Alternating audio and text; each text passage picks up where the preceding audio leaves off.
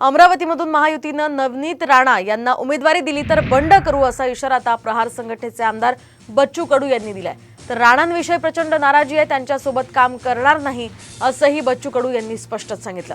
अमरावतीमध्ये नवनीत राणा यांचे भाजपकडून लोकसभेसाठीची उमेदवारी मिळवण्याचे सध्या जोरकसपणे प्रयत्न सुरू आहेत। मात्र महायुतीतल्या स्थानिक नेत्यांमध्ये त्यांच्याविषयी नाराजी दिसून येते, त्यामुळे नवनीत राणांना तिकीट मिळतं का ते पाहणं आता महत्त्वाचं असेल।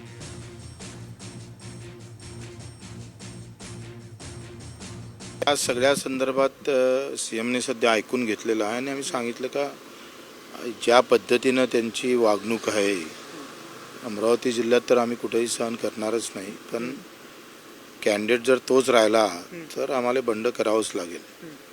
एकतर आम्हाला काय म्हणते युतीतून जाण्याची तुम्ही संमती द्या। आता जे नवनीत राणा उमेदवार आहे त्याच्याबद्दल प्रचंड नाराजी आहे। जी काय आतापर्यंत शिवगाड त्यांनी सातत्यानं चालू ठेवली, आम्हाला काम करता येणार नाही, काम केलं तर आमचा पक्ष फुटेल, प्रहारच राहणार नाही।